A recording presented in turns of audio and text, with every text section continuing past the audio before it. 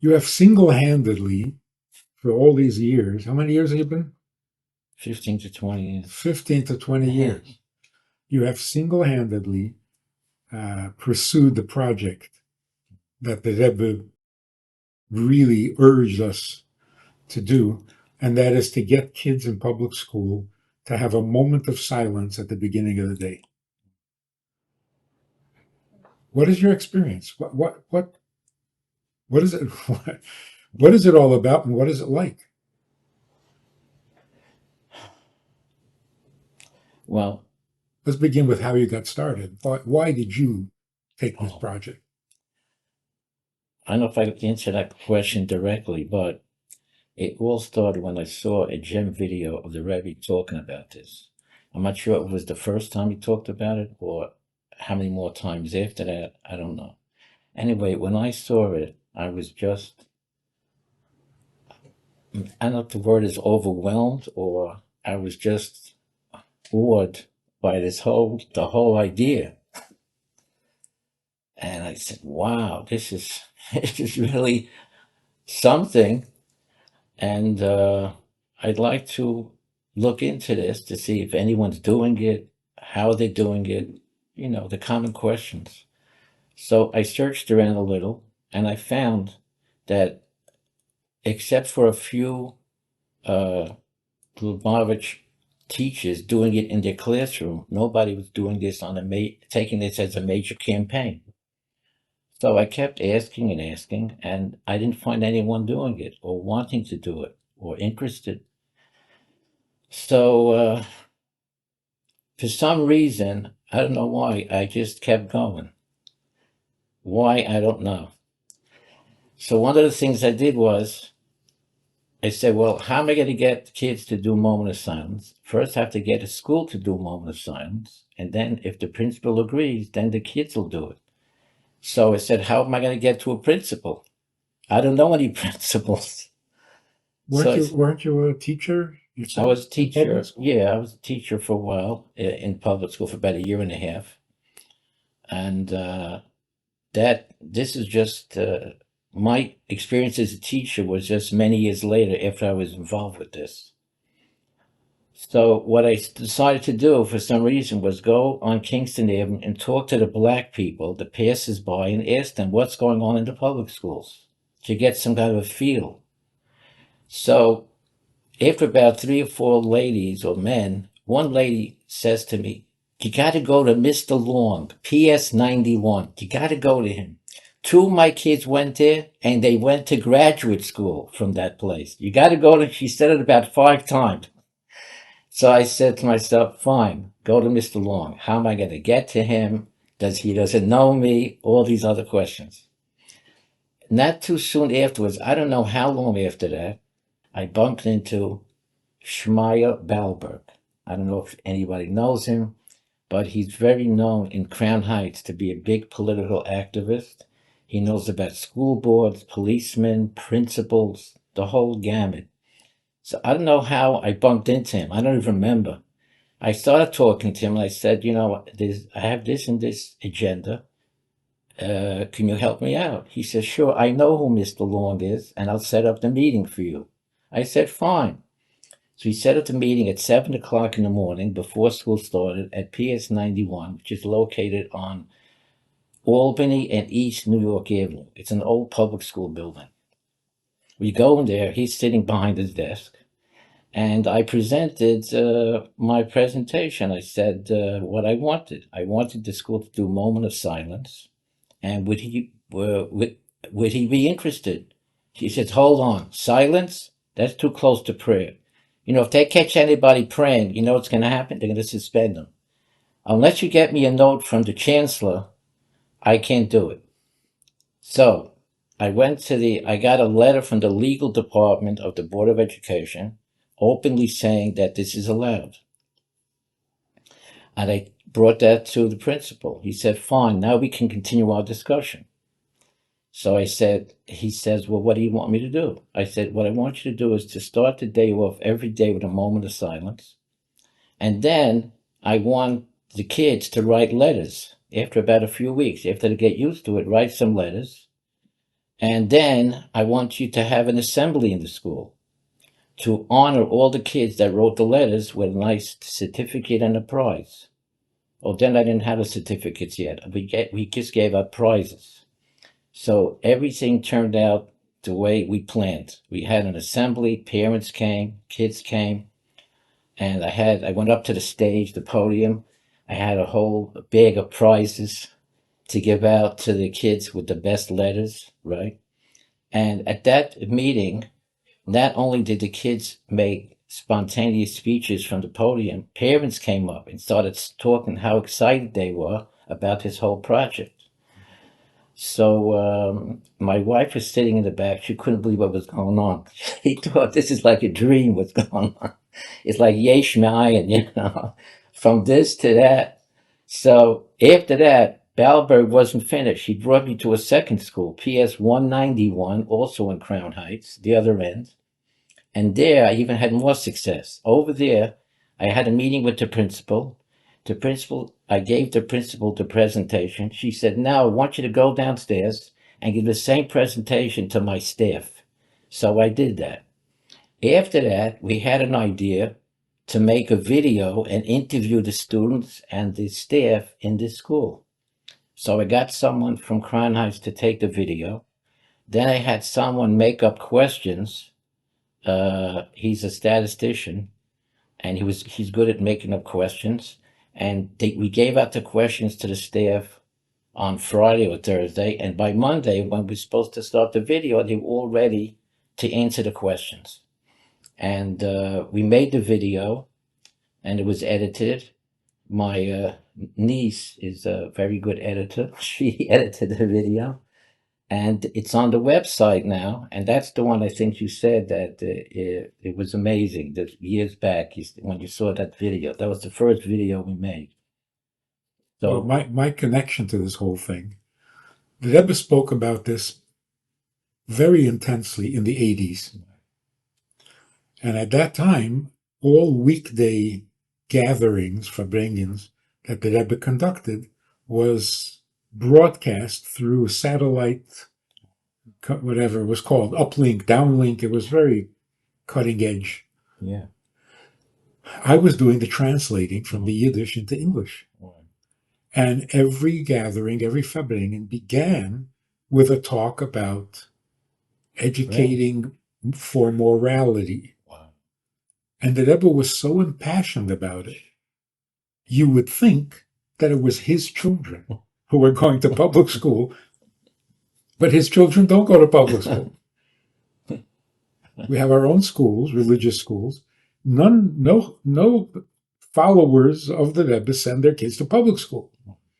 And yet the Rebbe was so impassioned, so upset that the children were not getting a moral education. And of course, to rewrite all the curriculum was impossible. So the Rebbe said, give it a minute,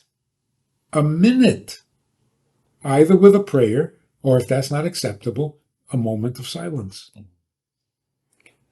And the involvement of the parents was part of the Rebbe's picture.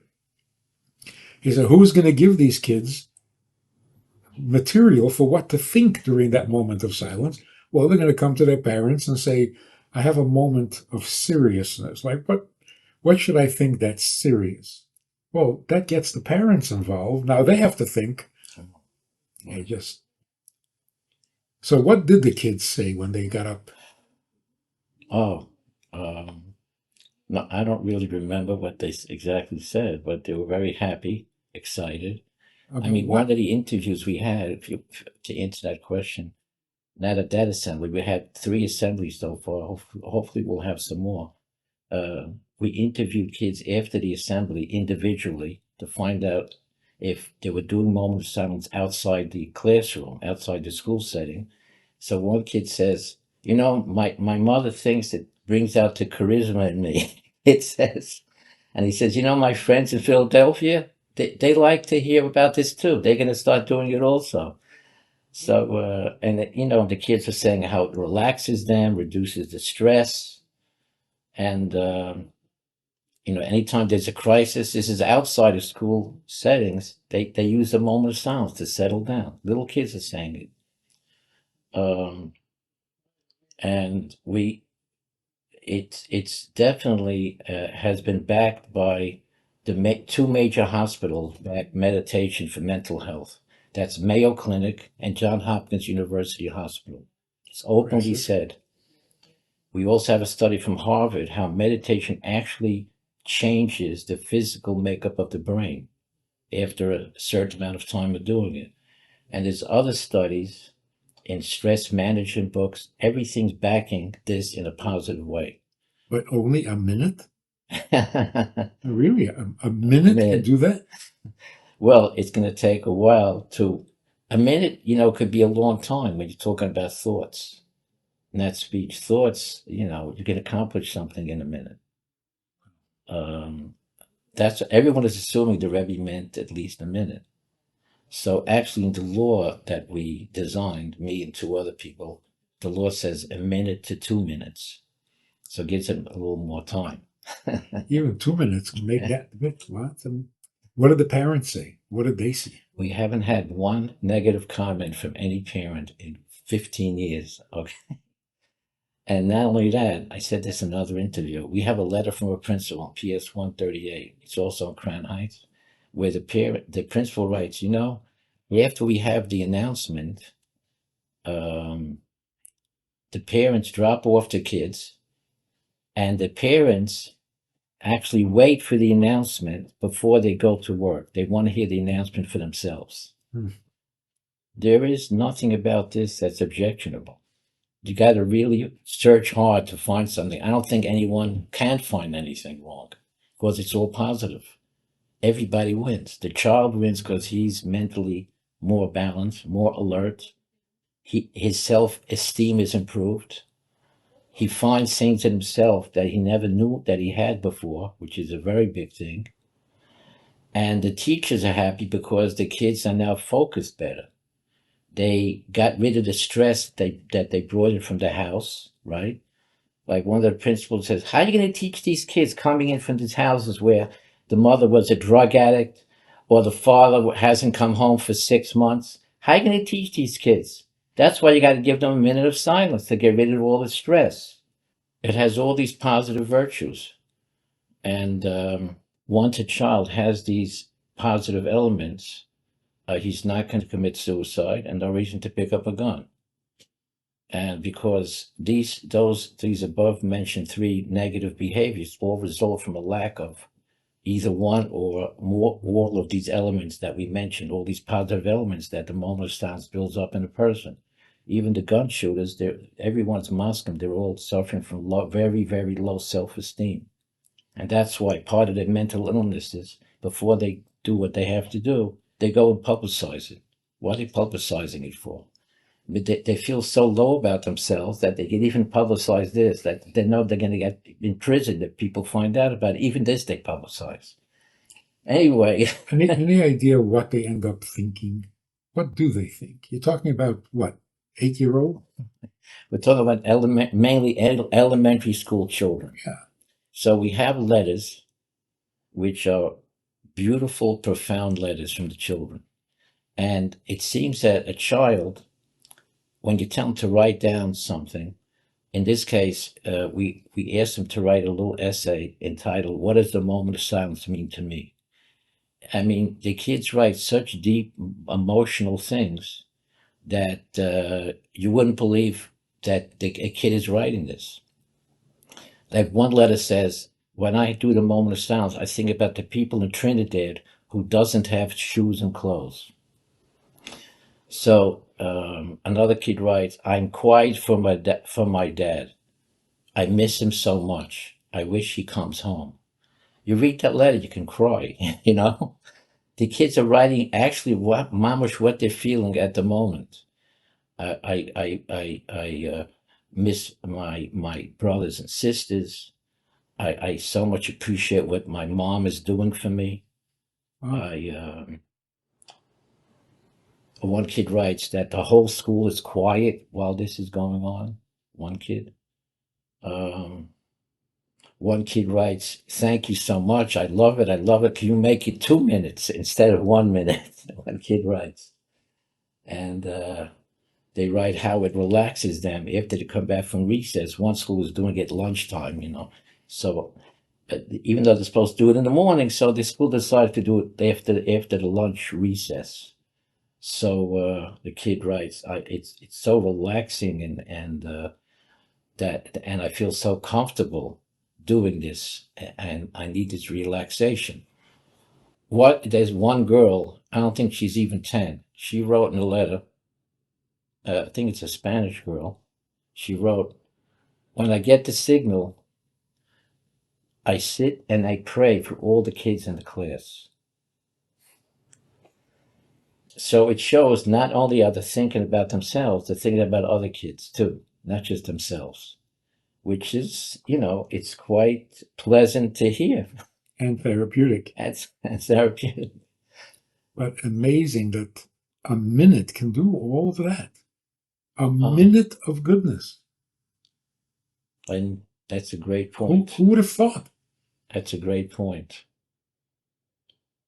You have to spend an hour, sit in a certain position, The therapist. Yeah.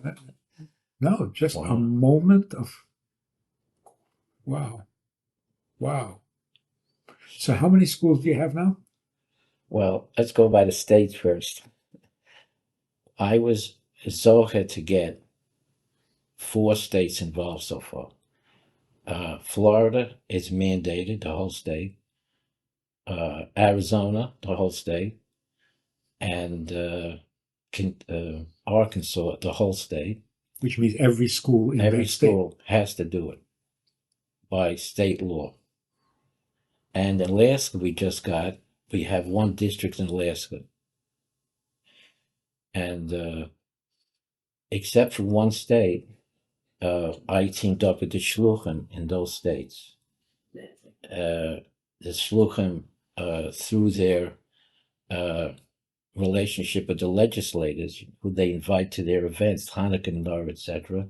So they get the legislator on the phone with the shliach and myself, and we have a 3-way discussion, and this is how we push it, how we convince the legislator. In Florida, what happened was 3 legislators decided they didn't want to vote in favor of it. So I stepped in and I said, first of all, one of the legislators misread the law. They don't understand what the law is.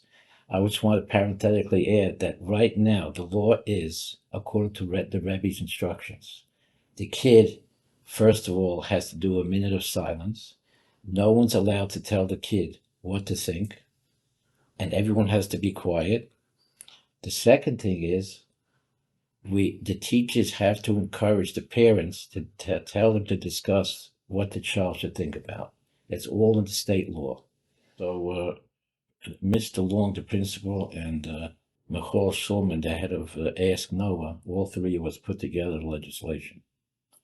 And one legislator in Florida didn't want to get on board, so I suggested to the shliach the following: find out.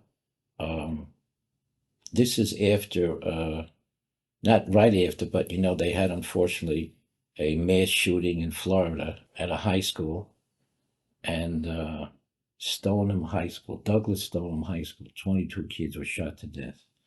So I told the shliach, you should do to convince his legislator? Go to the father of one of these kids, have him write a letter to the legislator. And that's what happened, and he changed his mind.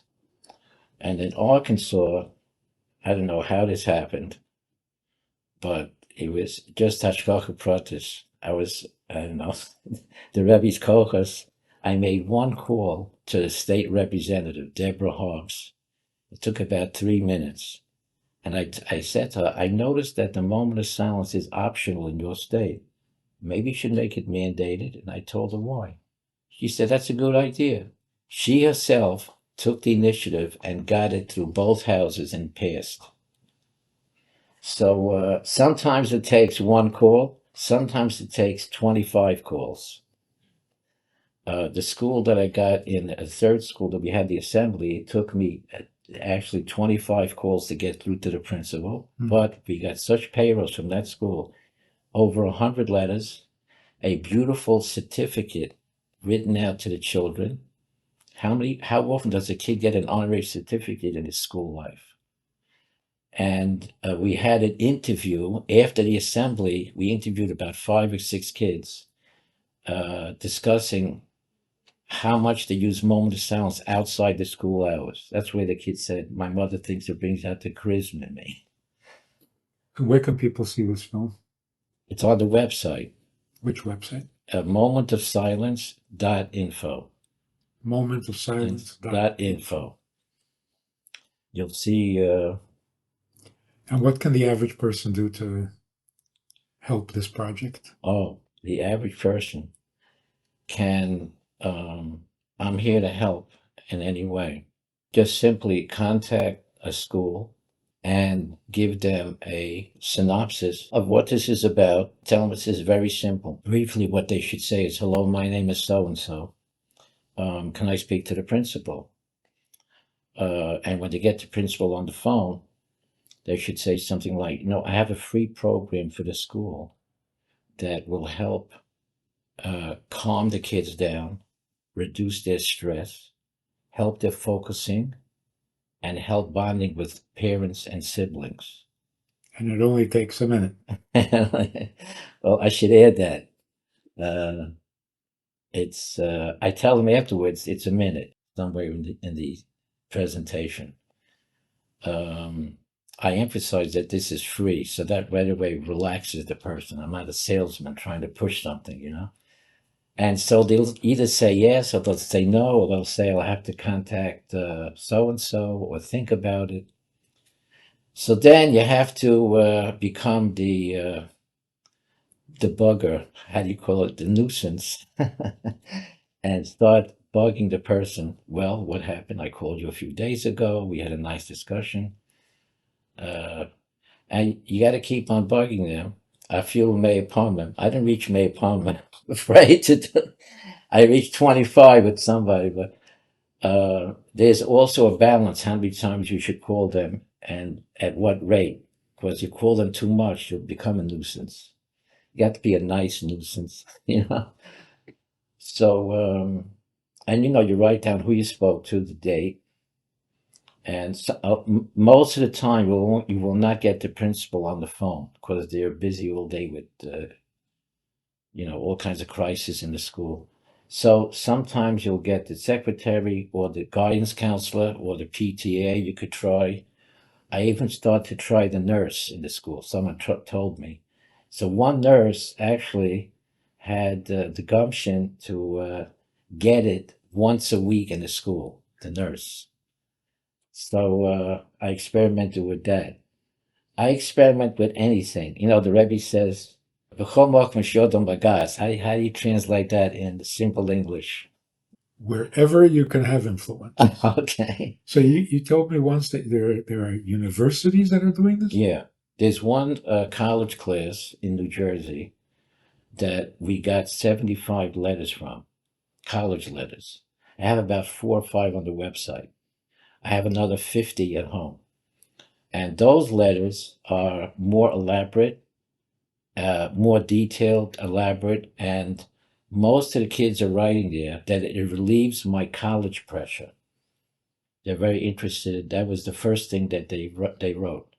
And a lot of them use it after college.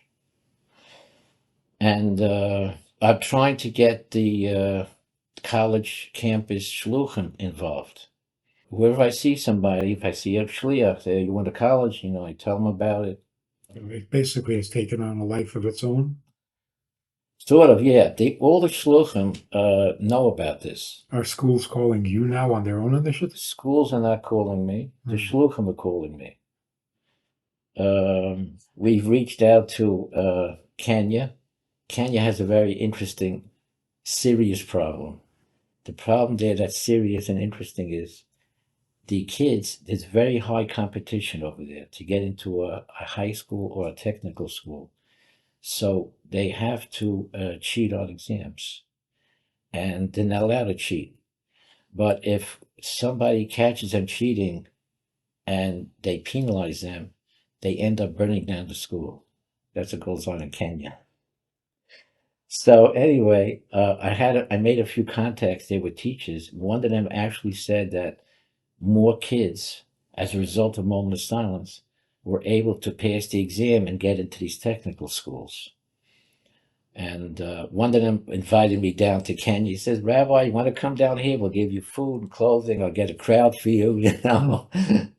I said, "Thank you very much." He's a nice, very nice fellow. And then we had a lady, an old kite lady, who actually, she was holding one of my English brochures in her hand and addressing a crowd of about 50 people in Kenyanese about Moment of Silence. I have a video on that. Uganda, I also got, I believe, a high school. I mean, they gave out the letters.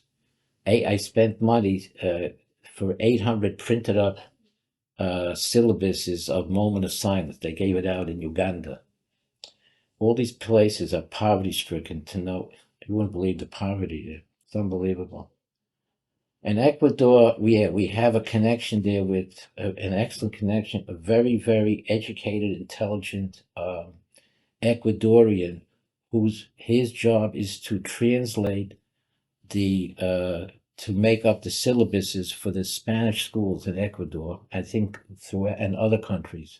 He put Moment of Silence in the syllabus, this Ecuadorian, very nice person.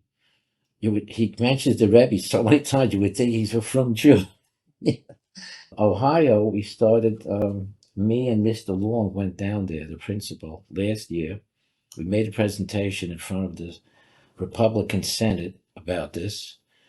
And the shliach, fantastic shliach, Arya Kaltman, I don't know, do you know him? Oh, yeah. 1 in a million, you know what I'm talking about. Unbelievable. So he's really, really into this. And we tried, it didn't make it the first year, but he's trying now a second year. Then we had, so just yesterday we had a Zoom meeting with Australia. Rabbi Cowan from the Sheva Mitzvah set up the Zoom meeting. They told me there was like 50 Novakites in the crowd. One person asked me questions afterwards, or he himself, Rabbi Cowan, asked me a number of questions. That turned out okay. He says, are we your partners in this? I said, for sure, you are my partners. Rabbi Smith learned about that in New Jersey? Rabbi Smith, yeah, we had a Rabbi Smith deals with the Sheva Mitzvahs. He's a lawyer, Lubavitch Shliach. We had a Zoom meeting with him. And we had California. California. The shliach there is Rabbi Cohen, who I met with him personally. Then we had a Zoom meeting with him and a few shliachim in California. I have to follow up with that. The big news is that we actually infiltrated New York City. We've been trying that for years. We had meetings. We had, all kinds of things. Nobody gave in till this year. Thank God, but Mayor Adams is a really good guy. They had a brunch in Crown Heights about 6 months ago. Mayor Adams spoke there. Right. I had my papers with me.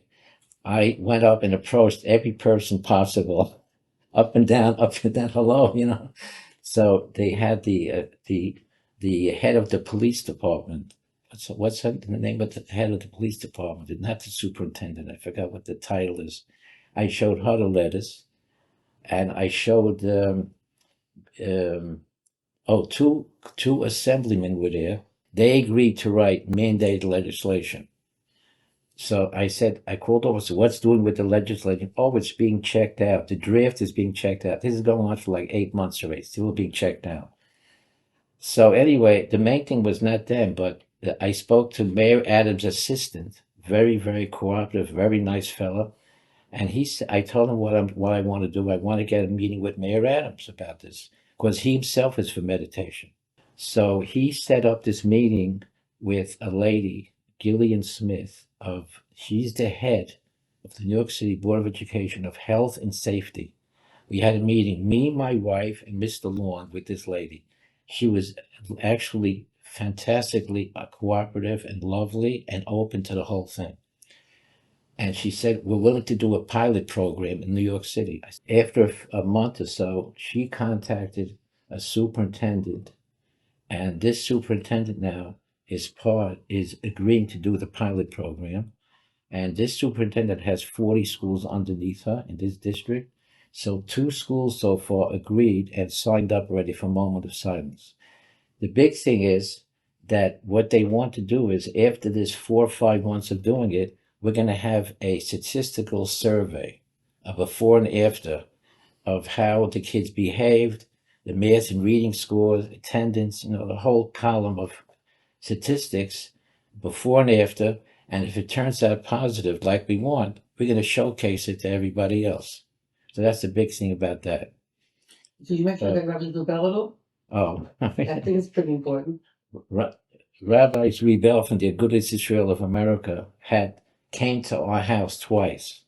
The first time, I'm not sure if I called him to come to the house, but the second time, he says he wants to find out what's doing with the moment of silence, the progress. So I told him all the progress we're making. Well, it's not about Torah Masorah. He said we should do yeshivas. The first time, he said, go contact Torah Masorah.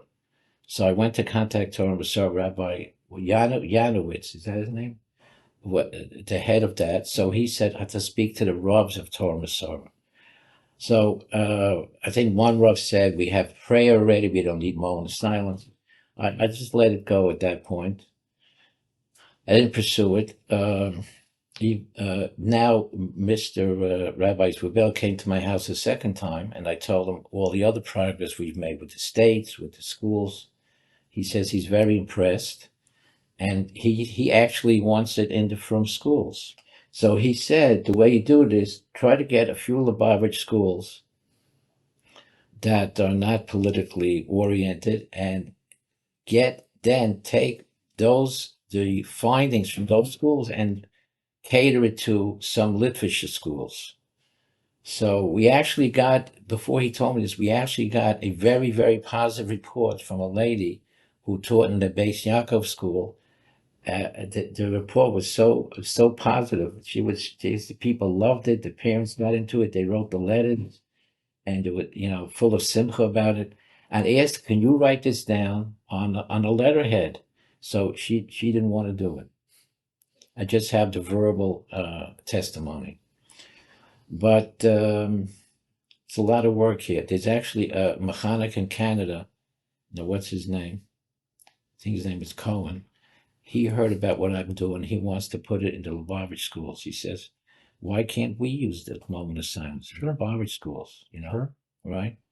Yeah. So we want to encourage everybody who has any connection with a school district, with a school, with a principal, with a teacher, or with a nurse. Whatever access you have, right. You could make such a difference in so many lives with one phone call. Everybody has some contact. Anybody who ever sent a kid to school knows somebody. Right. So this is an amazing thing that a minute can change the world. Wow. So thank you very much.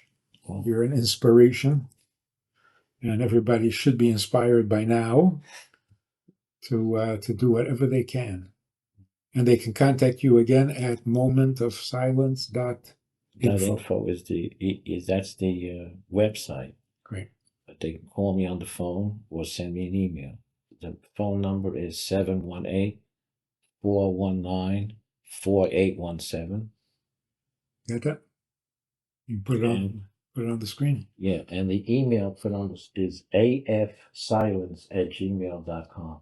afsilence@gmail.com.